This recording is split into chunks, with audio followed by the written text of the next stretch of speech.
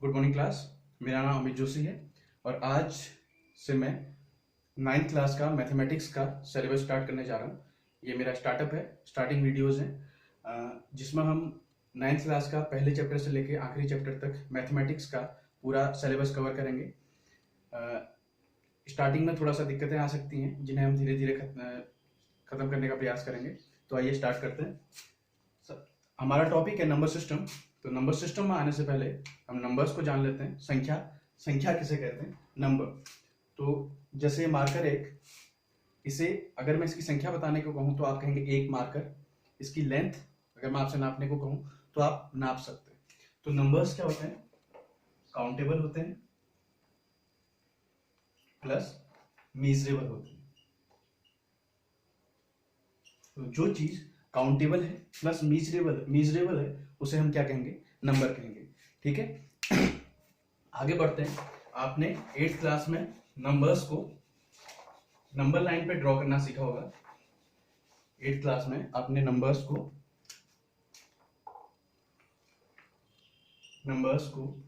Number line पे draw करना सीखा होगा, जिसमें मिडिल में 0 होता है, उसके right side positive numbers and left side negative numbers.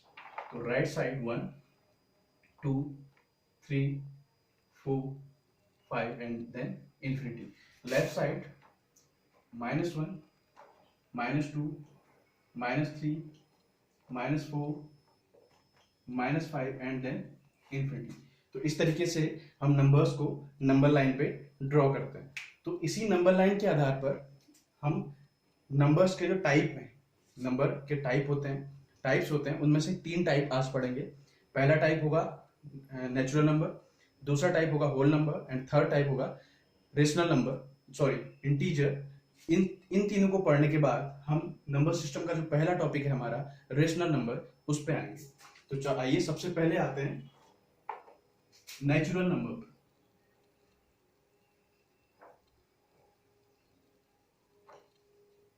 Natural number, प्राकृत संख्याएं।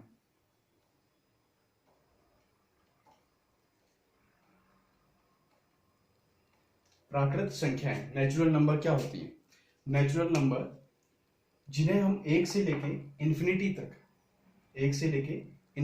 तक जिन्हें हम नंबर लाइन पे डिनोट करते हैं, वो क्या कहलाते हैं? Natural number. इस चीज को समझने के लिए हम एक बैग लेते हैं।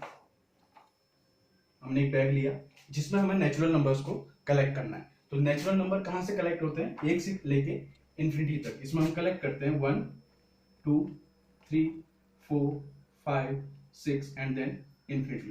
तो 1 टू इन्फिनिटी हमने सभी नंबर्स को कलेक्ट करके इस बैग में रख लिया। तो ये बैग, इन नंबर्स का ये बैग क्या कहलाएगा? नेचुरल नंबर कहलाएगा। ठीक है, अब आगे बढ़ते हैं। दूसरा होता है होल नंबर। दूसरा क्या होता है? Whole number.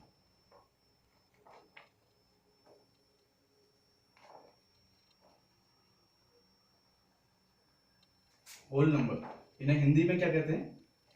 पूर्ण संख्याएं।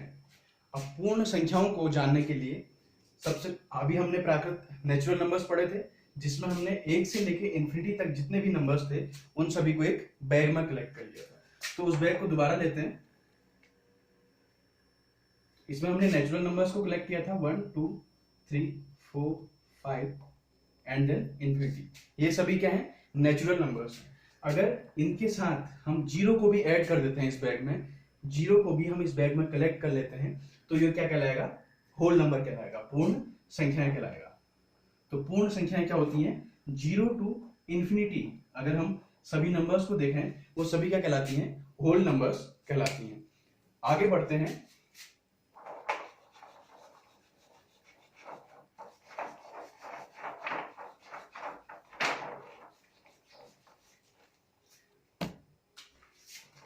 तीसरा टाइप होता है इंटीजर। इंटीजर्स इन्हें हिंदी में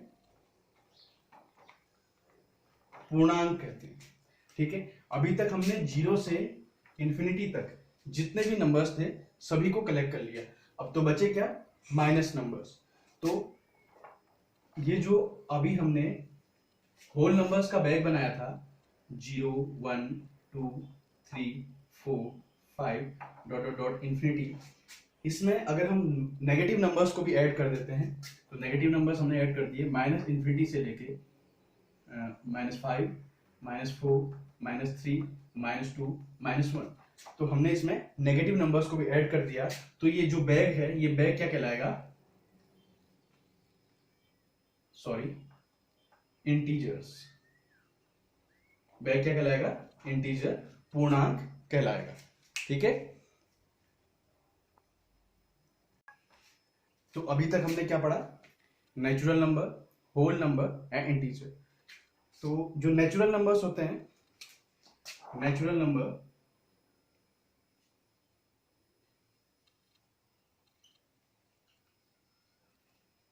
इन्हें n से डिनोट करते हैं, ऐसे ही होल नंबर को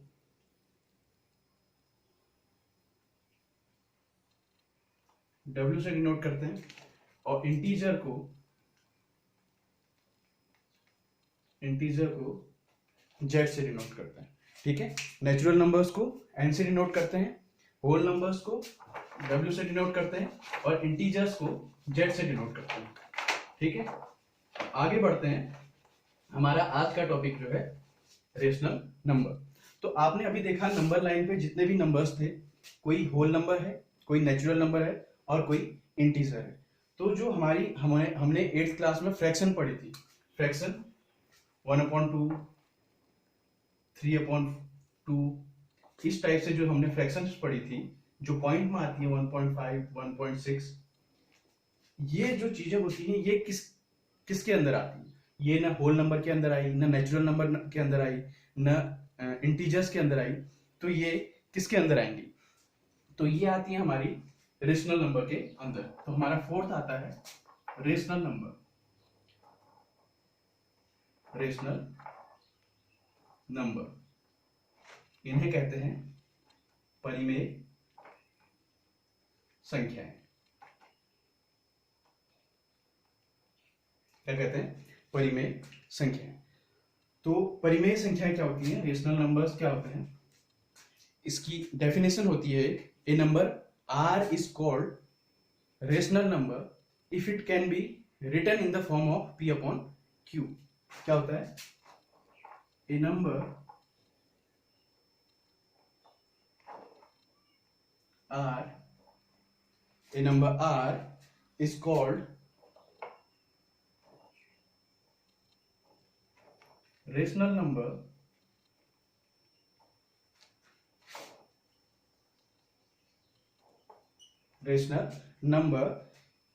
if it can be written in the form of, if it can be written in the